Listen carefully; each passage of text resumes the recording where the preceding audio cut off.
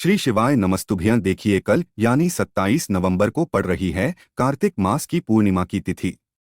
पूज्य गुरुजी ने कहा कि इस बार की ये पूर्णिमा हमारे लिए बहुत ही खास है क्योंकि ये पूर्णिमा सोमवार के दिन पड़ रही है यानी सोमवती पूर्णिमा।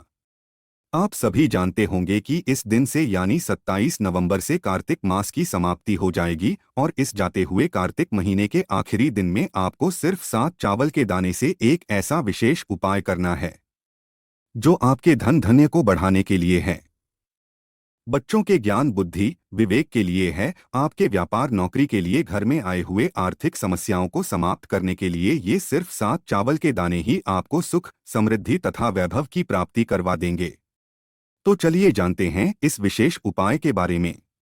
लेकिन उससे पहले एक प्रार्थना, अगर आप चैनल पर नए हैं तो कृपया चैनल को सब्सक्राइब अवश्य कर लें। देखिए, आप सभी ने इस पूरे कार्तिक के महीने में पूज्य गुरुजी द्वारा बताए हुए कुछ ना कुछ उपाय जरूर किए होंगे।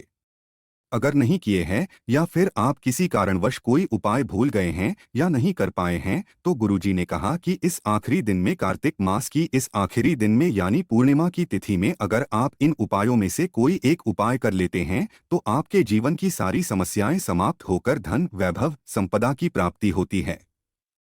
तो चलिए जानते हैं पूज्य गुरुजी द्वारा बताए गए सबसे पहले उपाय के बारे में। देखिए, पूर्णिमा की तिथि हो या फिर अमावस्या की तिथि हो, इन दोनों ही तिथियों में रात का विशेष महत्व होता है। इसलिए आप अगर रात के समय में ये उपाय कर पाए तो आपके लिए सबसे उत्तम रहेगा। अगर रात में नहीं कर पाते हैं, क्योंकि बहुत से ऐसे शिवालय होते हैं जिनमें आप रात के समय में जल समर्पित नहीं कर पाते हैं या फिर वहां पर पूजा प्रार्थना नहीं कर पाते, तो फिर आप पूरे दिन में किसी भी समय कर सकते हैं। देखिए, इस उपाय के लिए सबसे पहले आपको चावल के दाने लेने हैं। 7 चावल के दाने आपको ले लेने हैं। चावल के दाने कहीं से भी टूटे हुए नहीं होने चाहिए, खंडित नहीं होने चाहिए। फिर इसी के साथ आपको एक लोटा जल ले लेना है। तांबे के पात्र में एक लोटा पूरा जल भर लीजिए और सबसे आखिर में आपको ले लेनी है एक बेलपत्र। अगर आपके पास बेलपत्र नहीं है तो शिवलिंग के ऊपर चढ़ी हुई बेलपत्र को उठाकर जल से शुद्ध करके फिर आप उसका भी इस्तेमाल कर सकते हैं। बस आपको ध्यान रखना है कि ये बेलपत्र कहीं से भी कटी फटी नहीं होनी चाहिए और बेलपत्र के डंडे के आखिर में जो डाउट होती है वो भी नहीं होना चाहिए। अब ये सारी सामग्री लेकर आपको पहुंच जाना है शिवालय। शिवालय पहुंचने के बाद सबसे पहले आप जो 11 चावल के दाने लेकर आए हैं उनको एक एक करके शिवलिंग के ऊपर समर्पित कर दीजिए।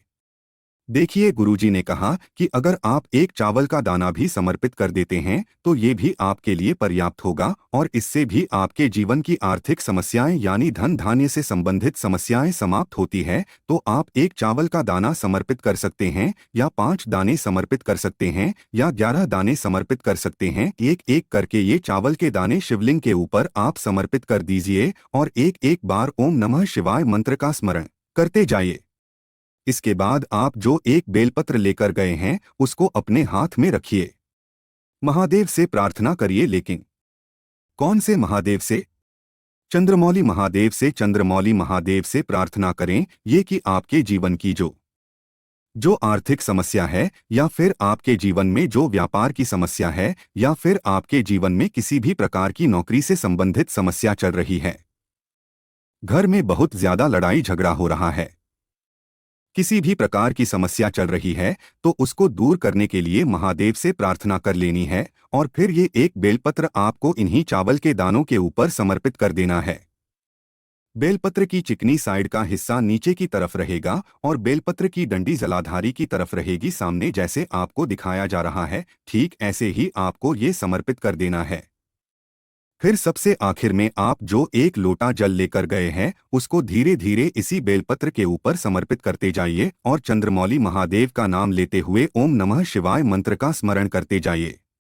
देखिए, चंद्रमौली महादेव का भी नाम लेना है और ओम नमः शिवाय मंत्र का भी स्मरण करना है। फिर इसके बाद वही शिवलिंग के सामने 1 या 2 मिनट बैठकर महाद्वीप को निहारने के बाद फिर वापस आ जाइए हूँ।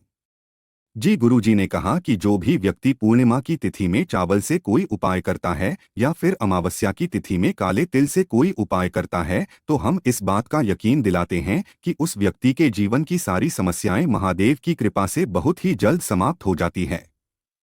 आप जानते हैं पूज्य गुरुजी द्वारा बताए गए दूसरे खास उपाय के बारे में। गुरुजी ने ये उपाय बताते समय कहा था कि अगर आपके जीवन में किसी भी प्रकार की धन से संबंधित बहुत ज्यादा समस्याएं चल रही है, धन कहीं से प्राप्त ही नहीं हो पा रहा है, एक एक रुपया को खर्च करने से पहले आप कई कई बार सोच रहे हैं, तो फिर आपको ये दूसरा उपाय जरूर कर लेना चाहिए। इस उपाय के लिए आपको एक कमल गट्टा ले लेना है। कमल गट्टा हमें किसी भी पंसारी वाली दुकान से यानी जनरल स्टोर वाली दुकान से बहुत ही आसानी से मिल जाएगा। 5 या 10 रुपए में आपको 2-3 कमल गट्टे मिल जाएंगे। आपको सिर्फ एक कमल गट्टा ही लेना है, फिर इसी के साथ आपको ले लेनी है 5 बेलपत्र। देखिए, जो कमल गट्टा होता है वो धन आकर्षित करने का कार्य करता है, धन को हमारे जीवन में बढ़ाता है, माता लक्ष्मी की कृपा प्राप्ति करवाता है। इसलिए आपको एक कमलगट्टा जरूर लेना है और साथ ही साथ 5 बेलपत्र लेनी है। बेलपत्र अगर आपके पास नहीं है तो शिवलिंग के ऊपर चढ़ी हुई बेलपत्र को उठाकर जल से शुद्ध करके आप उनका भी इस्तेमाल कर सकते हैं। फिर इसी के साथ आपको एक लोटा जल ले लेना है। स्टील के पात्र में जल लीजिएगा और इसमें 1 या 2 चम्मच गाय का कच्चा दूध मिला लीजिएगा। देखिए, अगर आपके पास आधा चम्मच भी कच्चा दूध है तो उतना भी आप मिला लीजिएगा, लेकिन कच्चा दूध ही मिल जाएगा और हो सके तो देसी गाय का मिल जाए तो ये आपके लिए सबसे उत्तम रहेगा। अब ये सारी सामग्री लेकर आपको पहुंच जाना है शिवालय। अभी आपको बताया गया है कि पूर्णिमा की तिथि हो या अमावस्या की तिथि हो, आप रात के समय अगर कोई उपाय करते हैं तो ये आपके लिए बहुत ही विशेष हो जाता है। इसलिए अगर रात में आपके पास टाइम हो तो रात में इस उपाय को कर लें, नहीं तो फिर पूरे दिन में किसी भी समय कर सकते हैं। शिवालय पहुंचने के बाद सबसे पहले आप जो एक कमलगट्टा लेकर आए हैं उसको इसी एक लोटे जल में डाल लीजिए और ओम नमः शिवाय मंत्र का स्मरण कर लीजिए। फिर आप जो 5 बेलपत्र लेकर आए हैं उनको भी से एक लोटे जल में डाल दीजिए। लेकिन बेलपत्र आपको डालनी कैसे है? आपको 5 बेलपत्र की डंडियां एक साथ पकड़नी है और बेलपत्र की पत्तियां नीचे की तरफ यानी बेलपत्र की जो आगे वाली पत्ती होती है उसका भाग नीचे की तरफ करते हुए और डंडे ऊपर की ओर रखते हुए फिर ऐसे आपको इसे एक लोटे में डाल देना। बेलपत्र की डंडी को ऊपर की तरफ रखते हुए आपको ऐसे जल में डाल लेना है। फिर उसके बाद ये एक लोटा जल आपको शिवलिंग के ऊपर धीरे धीरे समर्पित करते जाना है और चंद्रशेखर महादेव का स्मरण कर लेना है। कौन से महादेव का? चंद्रशेखर महादेव का।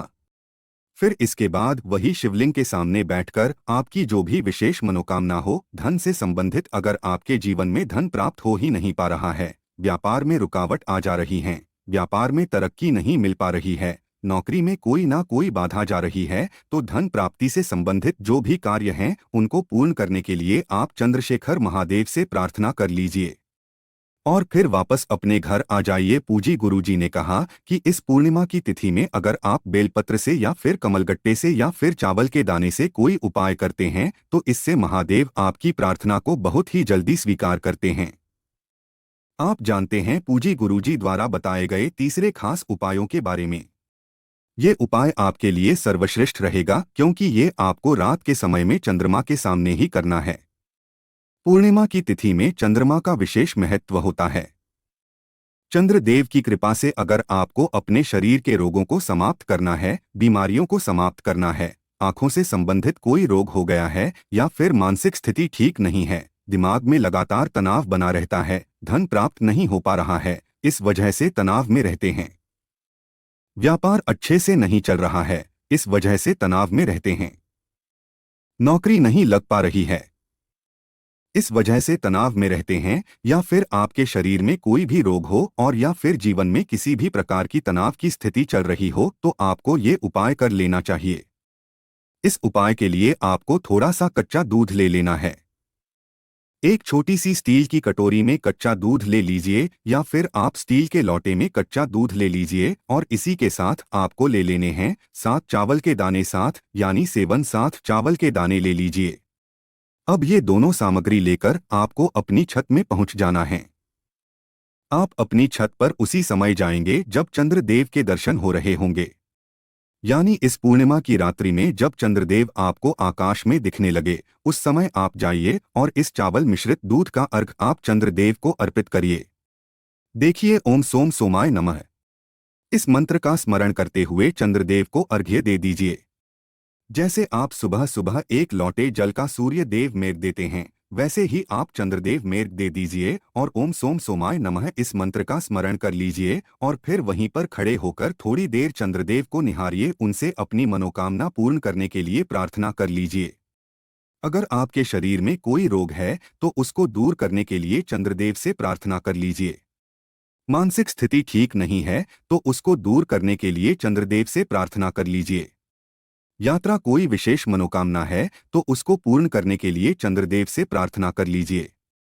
पूज्य गुरुजी ने कहा कि पूर्णिमा की रात में जब हम लोग चंद्रदेव को निहारते हैं या फिर चंद्रदेव की रोशनी हमारे शरीर में पड़ती है तो इससे हमारे शरीर के रोग समाप्त होते हैं। हमारे आंखों में कोई रोग है तो वो समाप्त होता है। इसलिए आपको चंद्रदियों की रोशनी में 1015 मिनट या 20 मिनट जरूर रहना चाहिए।